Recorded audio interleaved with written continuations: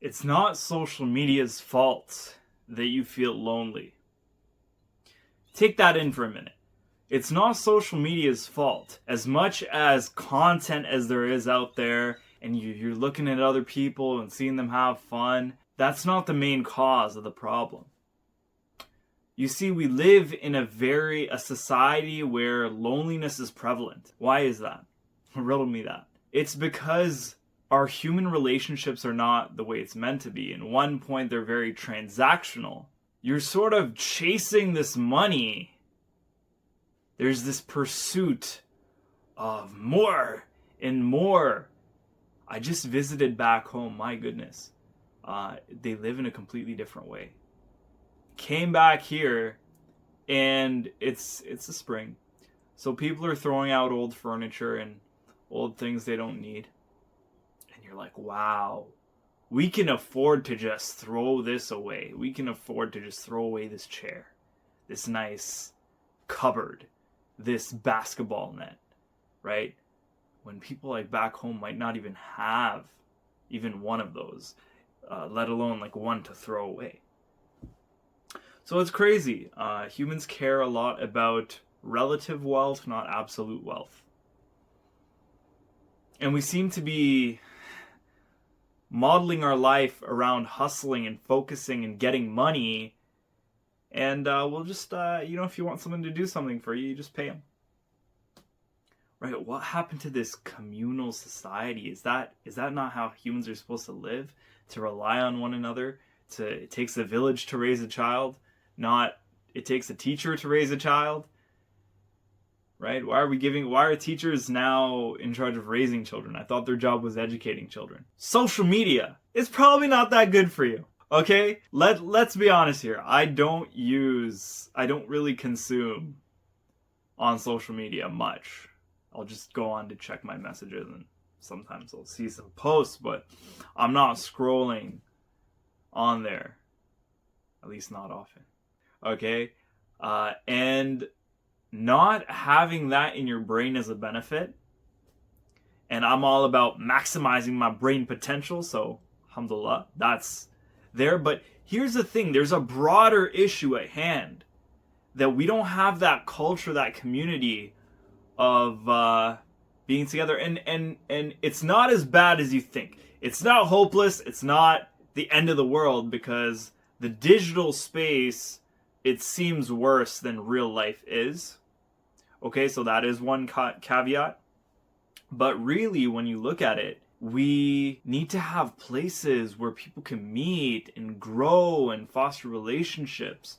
You're hearing a need for these third spaces, right? People are talking about, oh, is the gym the third place? Oh my gosh, we need third spaces. And we really need spaces for Muslims. Sort of like a think tank, just as a sort of way to grow our ideas. I mean, if you think of a business, they often have a physical location. Why?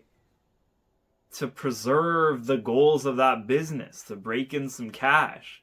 If you don't have that physical location, it's hard to do that. My parents' generation, alhamdulillah, did a great job at establishing masjids.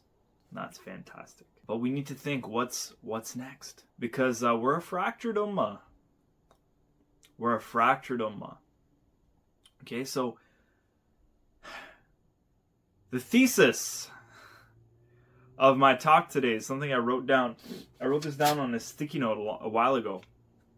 I wrote down, it's not social media's fault you feel lonely. And I think people try to blame social media. They're like, oh my gosh, it's social media. It's not real life interaction. Oh my gosh, we're so connected online. We have millions of connections, but so few in person. It's like, whatever. Okay, obviously the net has reached to more people. Okay, thank you, Captain Obvious. But I don't believe it's fundamental, like social media is not to blame. That's wrong. It's actually good at connecting people. I'm not saying play that game of ego and status, and hey, I'm guilty of trying to do that myself, trying to, oh my gosh, let's post on social media so people think I'm cool. Oh my gosh, right? Yeah, that's the game we play. But it shouldn't be that sort of ego thing to sort of boost your ego. It really should just be for connecting with people. Social media is really great when you go out and meet people in person. Way better than giving a phone number in this modern day and age. And if you don't know why, I'm going to tell you why. It's because you can learn a little bit more about the person with low investment, right? And you could sort of see what's going on. And you can sort of see what they're up to and what they're into, and see if you have any common interests, right? Without having to, because you meet them out once and you get a number, what do you do? Like call, like you could call them. And I think people love that, honestly. Like when I call people, like after a long time, like a lot of the time, if they pick up the phone, right? So there's that caveat as well. But, you know, call them like, hey man, like, you know, if I actually like had some sort of relationship, they're like, hey man, like, thanks for calling. Because like nobody calls nowadays. So calling is still good. But you see why social media, it keeps you warm. Because whenever I meet people IRL, especially after a long time, this is always at the masjid actually, like for Jummah, like I'll meet people like after like a long time, and they'll be like, hey, you're up to like XYZ thing, I saw it on your Instagram. Like literally that's how I guess it works now, right? That's how people stay up to date with what you're doing. But we need to have these spaces, and I'm not just saying, oh, we need to make spaces and demanding that, but there already are spaces, right? And there's places, and you need to go out and go and meet some people. And when you meet some people, it fixes your brain. Because if your brain is on the internet all the time, it's broken. But that's like one thing. And like go out and meet people. But like, if that's not the case, and like let's say you do meet people, which I feel is like a lot of people's case as well. I mean, there's both sides of the spectrum. Like people who like, you know, sort of didn't quite get out of COVID and are still like stuck at home, and it's like quite difficult, and they're very like online for that, like definitely go out. But then like there's also people that are like, hey, like I do go out, like I go to school, or like I go and like go to work, or I, you know, go to the gym and stuff. Like I go and meet people, or I go to the masjid and meet people. But there's still that like, why is there that like loneliness? Like, well, humans aren't meant to be like live like this, like we do in this Western society, unfortunately. So you do have to make an effort to go and meet people for your own mental health's sake.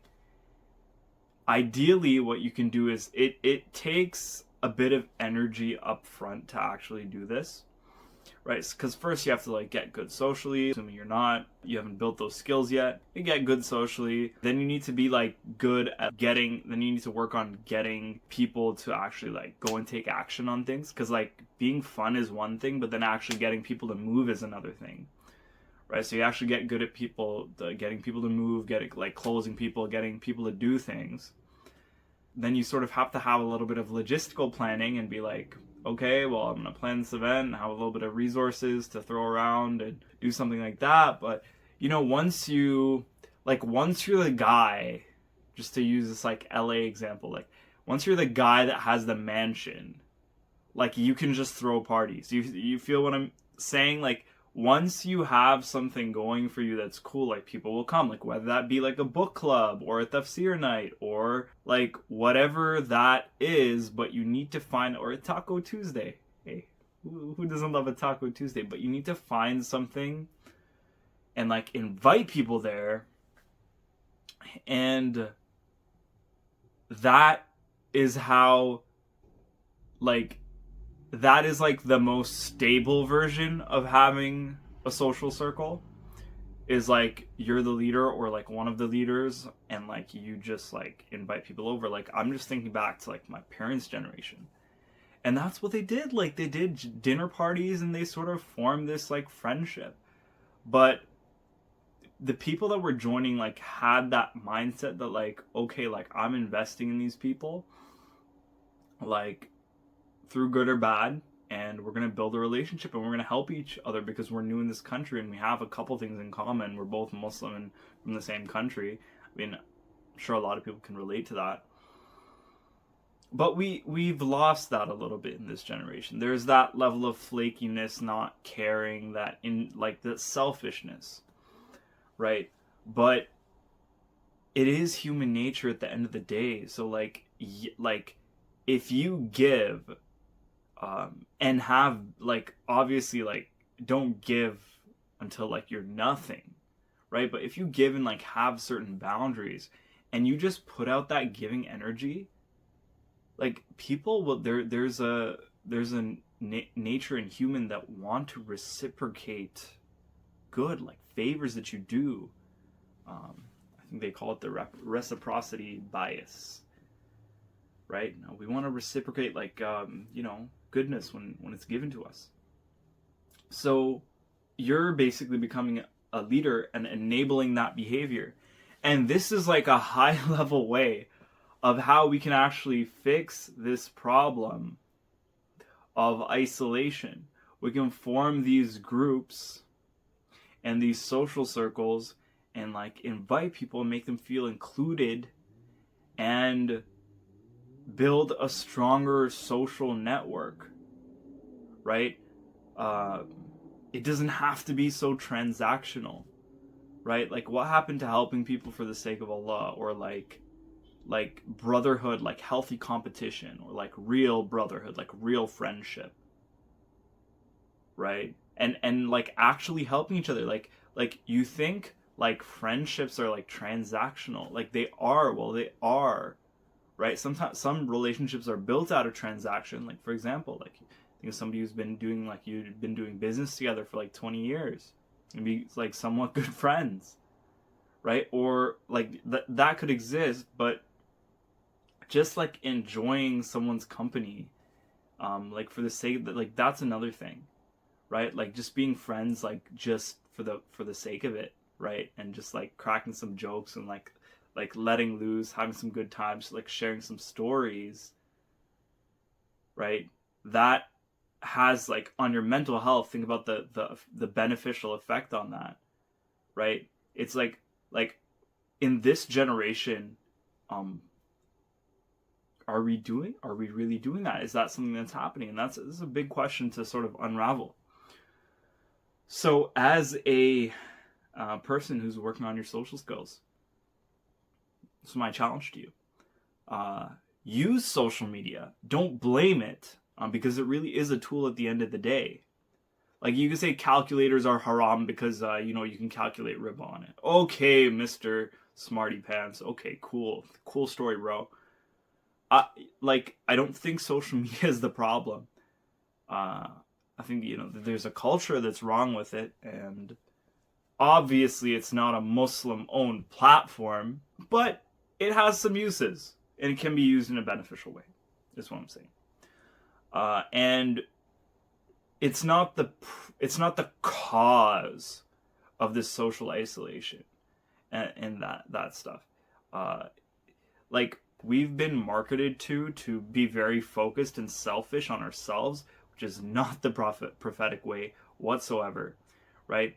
To be very self-centered and obsessed on our own problems, so that marketers can get money for selling us products and services that solve those problems, because we're all focused on me. Then they can exploit that, make money off your insecurities, your all these, the whole health industry. Like have you seen some of the YouTubers that do like, especially like men's, women's, like makeup and grooming style? Like it's a money making machine, because people think that looks are gonna, if they improve their looks, then everything's gonna work out for them, right?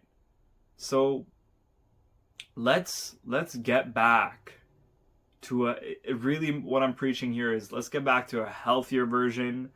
Let's use social media as a tool to connect with people, because it's fantastic to connect with people. It's a really amazing tool. And let's go out, meet people in real life, start a social circle, right? Be a leader in your own little environment, and that will allow you to have much more stability, really, in your social circle. right? Oftentimes we just meet people, classic example, like you go to school, you meet some friends, right? And then you sort of just like, you're not with each other anymore, so there's no reason to really talk. It's just you guys were just enjoying each other's company because you were in the same environment, and now you move on to work, and you sort of see like, oh, I have to put effort into my social life now, right? So that's it. Okay, so that's what I want you to do. Go out, meet some people, use social media to its advantages, because it is very advantageous, and you will reap the rewards. It will be painful. It will be emotionally challenging. I tell you, facing rejection, all that stuff. But in the end, you'll come out stronger, and you'll be a healthier person and a healthier Muslim, ready to fulfill and submit to Allah subhanahu wa ta'ala. Assalamu alaikum wa rahmatullahi wa barakatuh.